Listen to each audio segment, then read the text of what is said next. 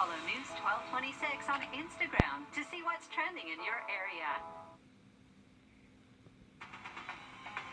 On your side, this is News 12 at 6 o'clock. Voting in a pandemic. Polls looking a lot different in the second election day of this COVID outbreak. What today means for the November election coming up.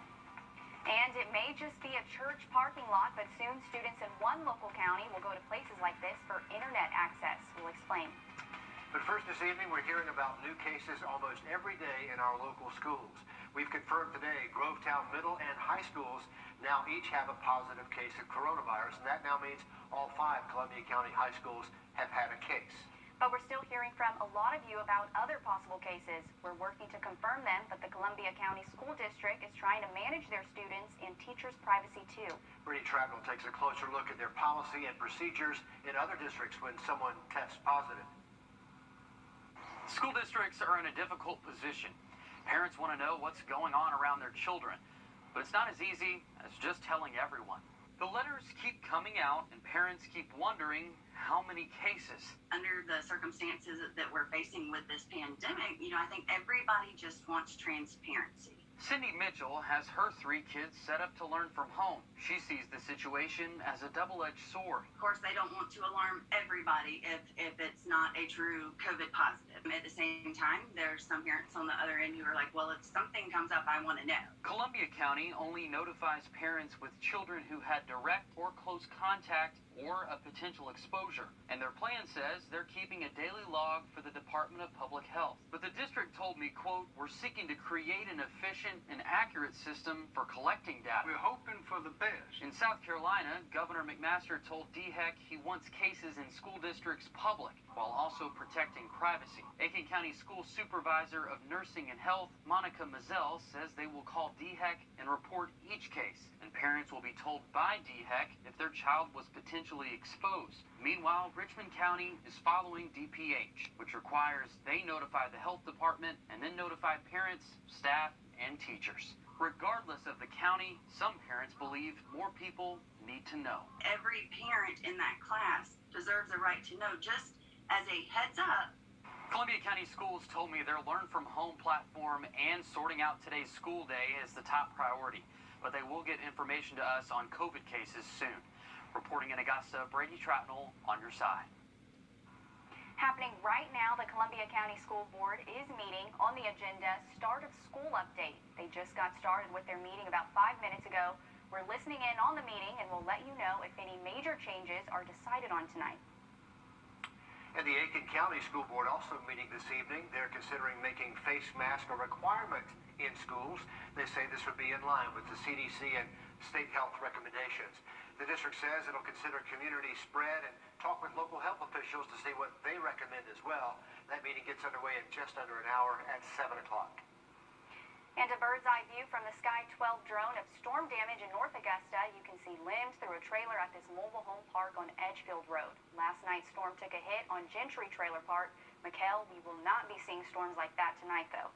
Fortunately, we will not be seeing storms like that this evening. Yesterday, we had an entire line moving through the CSRA with gusty winds ahead of that. Also knocked out power here at the station. I'm sure a lot of other places experienced impacts from those storms as well. And also some pea-sized hail was reported near Fort Gordon and also near Rollins Road by Christy Turner, one of our viewers.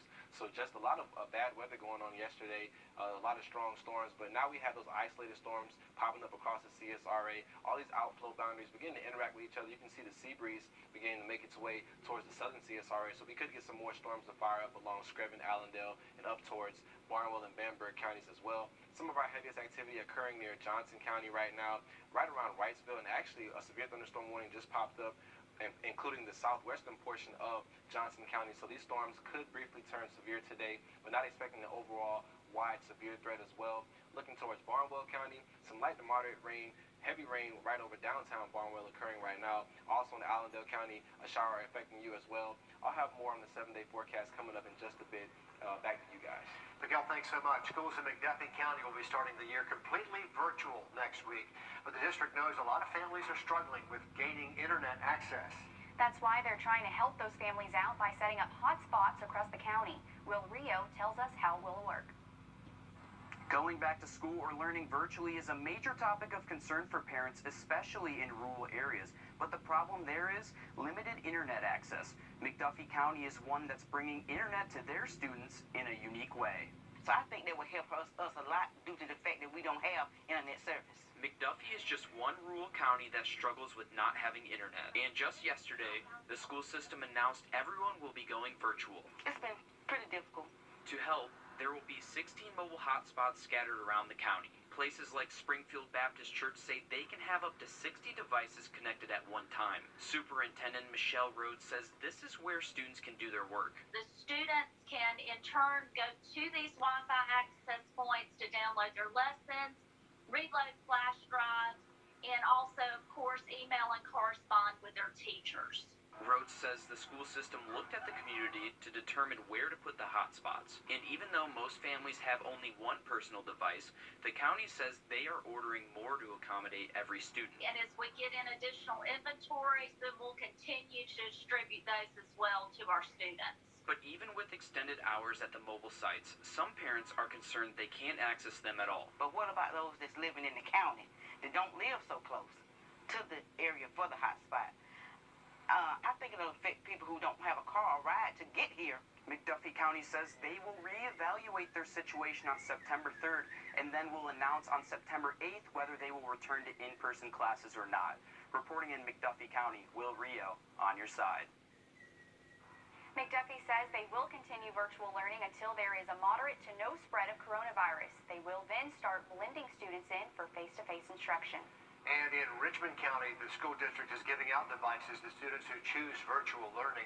Here's the schedule of when they'll be doing that. High schoolers can pick up those devices first, starting on Monday. Then middle, magnet, and elementary schools, those come in next. They're following on the dates listed here on your screen. Those devices are for families who requested them during the virtual learning registration process. All these details are listed for you on our website. Some of our more rural Georgia counties are getting education grants, and some are to help with technology. Jenkins and Lincoln counties are getting $5,000 each to get students things like Chromebooks and USB drives. Washington County is getting money to help set up mobile hotspots. Other counties are getting help for their art, science, or meal delivery programs. You may have already cast your ballot in the Georgia runoff. The election results, plus hear from the new commissioners. In Augusta, I'm Sierra Cummings. On your side. Also this evening, deputies are looking for this man who hasn't been seen in 3 days now. And this is the best picture Warren County deputies could give us of Lewis Johnson. If you know where he might be, call 911 or the number here on your screen, 706-465-3003. They say he was last seen in his home on Parish Road. That's in Warrenton. Deputies say Johnson is a disabled person suffering from seizures, and he does not have his medication. A man killed in a tragic accident today after being hit by a bus on Wrightsboro Road. This was the scene around 2:30 this afternoon at the Jackson Road intersection.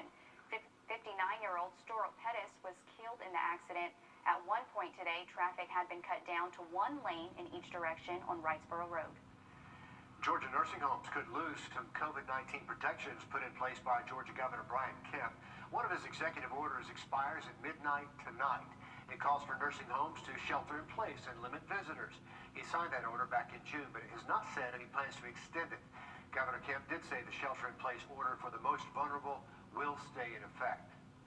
Meanwhile, cases at our nursing homes are 39 people in the hospital at Doctors. And some good news from AU Health about Dr. Philip Kuhl. He has fully recovered from COVID-19. AU Health's chief medical officer testing positive 3 weeks ago and had to work from home. Now we're learning Dr. Kuhl no longer has symptoms, and he returned to work last week. We are tracking Tropical Depression 11 now out there in the Atlantic Ocean. I'll have more in the tropics and also that 7-day forecast coming up after the break. One local teacher knows how important it is for kids to be read to, so for the last year, he's made it his mission. His story next.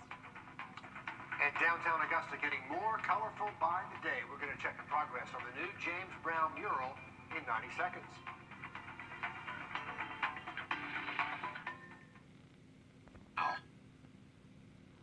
The James Brown mural downtown is coming along nicely. It looks like filling in the star of the show, James Brown himself, is the main thing that's left there, but it is really colorful down there, Zena. Definitely takes a great artist to do something like that. A reminder, this is on the corner of Broad Street and James Brown Boulevard downtown. You can stop by anytime to check it out. The artist does most of his work at night. Love that. A lot of versions of his career all in one place. And in honor of James Brown, the Augusta Museum of History launching a new tour tomorrow. It's going to be called the Soul Starts Here, James Brown Journey, a walking or driving tour honoring the godfather of soul who called Augusta home. At each spot, an artistic depiction of a vinyl record placed on the sidewalk telling the story the location had in the life of James Brown's journey. The unveiling of the new tour tomorrow morning at 10 o'clock at the Augusta Museum of History. Another thing to look forward to downtown. Right now we're talking weather. Mikhail is in for Riley today. And Mikhail, boy, what a change from yesterday, right? Definitely a change from yesterday. Not feeling too good outside right now. Very sticky, those heat index values in the triple digits for a lot of the CSRA. We are still tracking a few isolated showers and storms across our region, mainly in the southern portions of the CSRA, but portions like McCormick up there in the northern portions of our central Savannah River area still being impacted by some light to moderate rain this afternoon. Shifting down towards places like Millen and going towards Swainsboro and also Johnson County, you're not getting in on just a slight severe warning. Only a sliver of the county included in that. Some light to moderate rain, but that cell does seem to be dying out at this point in time. And looking towards downtown Barnwell, you are getting some pretty light to some moderate to heavy rain rather across downtown Barnwell right now. Maybe a few embedded lightning strikes in that as well, so you do want to make sure you keep that in mind if you are in Barnwell County right now. Currently, we are tracking Tropical Depression 11, just formed about 30 minutes to an hour ago, and over the next few days it is expected to turn into what would be Josephine as we approach Thursday and headed towards Friday, and we could look at it approaching Puerto Rico by about Sunday if it does hold together. Conditions right now are not expected to remain favorable for its development, but we will continue to watch this over the next 5 days, and it will be the earliest J-named storm on record if it does form before August 22nd.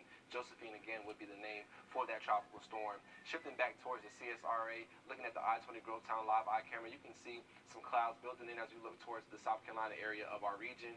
Temperatures right now at 95 degrees. The heat index at 101, so once again, not feeling the best outside. And as we look at current temperatures across the viewing area, places that have been impacted by the rain like Barnwell, sitting at 81 degrees, going up towards Washington County, the upper 70s, in Sandersville as well. So we could use that rain in lots of our areas to cool us off. And as we continue through this evening, we'll have the chance to get those rain showers as we go through about 11:30 p.m. tonight, but those showers should diminish as we head overnight tonight into tomorrow. Some patchy fog to start off your Wednesday morning, remaining dry as we go through midday tomorrow for your Wednesday. And as we head towards dinner time tomorrow, that's when we could get back into some of that shower activity and storm action as we head towards tomorrow evening. Most of that clearing out overnight tonight, overnight Thursday night into Thursday morning, and patchy fog possible again for your Thursday morning. Over the next few days, you may want to keep those sprinklers off. You may have a chance tomorrow to water them. Those temperatures right around 94 degrees for your Wednesday and a 50% chance for rain.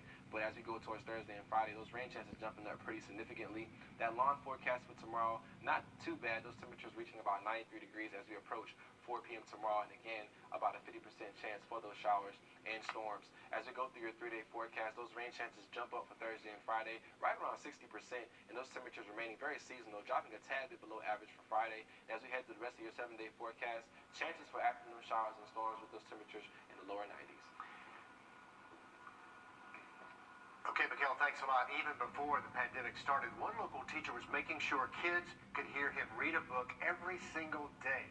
But now, with people stuck at home, it's even more meaningful. Nick Proto talked to the teacher who's been reading to kids online every day for a whole year. When Eric Hardison started reading books online every day back in August, he was just hoping to make it to Christmas. But Sunday, he hit 1 year of reading books every day, and he says he has no plans on stopping now. Hello, hello, hello, and welcome back to our evening read on Mr. Eric Reads. Eric Hardison saw an article about a principal in Beaumont, Texas, who read books to her students online every Tuesday night. He wanted to do the same thing, but daily. Hardison and his wife have 4 young children. She's a teacher in Columbia County, so books are a staple at the house. They had about 250 to get them started. As I got deeper into this, I realized I don't have nearly enough. Probably grossly underestimated the amount of time and the amount of books that you actually have to have. He's gotten more through local libraries and families who've donated old books. This one is entitled, I Miss You, Stinky Face. The nightly reads have become a family affair. And my son will, anytime he gets a chance to, he will join me. And he likes to remind everybody that it's Mr. Eric and Mr. Barrett who are reading. So that was Scooby-Doo and Shiver Me Timbers by Sonia Sanders here on Mr. Eric And Mr. Barrett Reed. My daughter has guest read for me as well. She loves reading from an early age. Hi guys, we are reading Matt of the Alpaca by Matt Cosgrove. Partisan says while students are learning from home, he hopes to get them excited about reading and learning as the school year approaches. That our kids can start to see how exciting it can be to use their imagination to visualize things that are happening, to kind of use some inferences to guess what might happen, and really just be able to just sit and take in a story so that they can turn that into sitting and taking in more lessons at school. He says stay tuned because he's possibly got some special guest readers coming up. If you want to check out Mr. Eric Reads or you want to send him some old books that you may have, I'll have all of that information on our website. Reporting in Thompson, Nick Proto, on your side. How neat is that? And it's probably a great time to have something like that with parents working from home. You can just turn on Mr. Eric Reads while the parents are working and your kids can be entertained. Perfect timing. Glad that he's doing that. He's getting some help doing it as well. Exactly. Well, if you're looking for a new member of the family, the SPCA Albrecht Center has dozens of animals up for adoption right now. And this is video they posted on their YouTube channel for virtual adoptions this week. And oh my goodness, how cute are these animals? I think I might need another one. You know, once you look into their eyes, it's all over. There are 7 dogs and 23 cats up for adoption right now. This week, cat adoption fees are only $25. The Albrecht Center is open from 11 in the morning until 4 in the afternoon, tomorrow through Sunday. If you need an excuse to get out of the house, don't forget a drive-through safari park over in Sally. It's called Eudora Farms. They have 200 exotic animals, and those who've done this say it's really a great time over there. I know. I've actually done this before, and I want to do it again, so this would be a great opportunity. And listen up, if you're a first responder, medical worker, or in the military, you can go tomorrow, and you'll be able to get in for free. All you'll have to do is show your ID at the gate. Even if you're not a first responder, it's still a great and safe way to get out of the house. Yeah, some up-close personal time with those animals right there. Coming in hot. All right, it's now official. 2 Power 5 conferences postponing the college football season.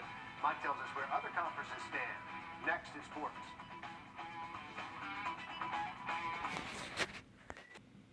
On your sideline, sports brought to you by the Hawk Law Group. We talked about this as a possibility yesterday, but today we can't confirm it is official. The Big Ten became the first Power 5 conference to postpone not just football, but all fall sports. There were reports yesterday, but the conference did not make an official announcement until just after 3 p.m. today. The conference does hope to try and play all those fall sports in the spring. About an hour and a half later, the Pac-12 also decided to postpone all of their fall sports until 2021. The Big 12 may have a decision at some point later today. There's been nothing to suggest that the SEC or ACC will postpone their seasons as of right now. Still some big questions from the decision. How many players will try and transfer? How many of them will get immediate eligibility? Is it really safe for the players to try and play 2 football seasons over the course of an 8-month period? We'll see if this has any trickle-down effect on high school fall sports as well. After getting shelled for 8 runs and less than 2 innings of work, Braves starter Sean Newcomb has been optioned to the taxi squad. Atlanta called up Bryce Wilson in a corresponding move. You've already seen the Braves give a very similar treatment to Mike Fultonavich this season, but you really have to question the depths of the Braves starting pitching outside of Max Fried, with Mike Soroka done for the season and no sign of Cole Hamels making it to the big leagues anytime soon. One good thing did come out of last night's loss to the Phillies. For anyone who's a big fan of Shark Week, it began yesterday and the Fanatics celebrated with another Shark mascot. I don't miss hearing Baby Shark on a daily basis, but it's hard not to love Shark Week. Doug Collins repeatedly joined liberal American Heart Association for details. And we do still have a severe thunderstorm warning in effect for portions of Johnson County. Quarter-size hail and wind gusts up to 60 miles per hour to threaten with this storm, starting to fall apart just a little bit. Still some scattered showers in between Barnwell County going back towards Screven County as well. And now we're tracking one downpour just near North Augusta. We did hear some claps of thunder over the station not too long ago. Going through that 7-day forecast, rain chances consistent as we go towards Friday. And the rest of the week with afternoon chances for showers and storms and those highs in the lower 90s. Thanks so much, Miguel. That's going to wrap it up for News 12 at 6 o'clock. Our next update comes at 7 o'clock over on NBC 26. Join us every evening as we bring you CBS News original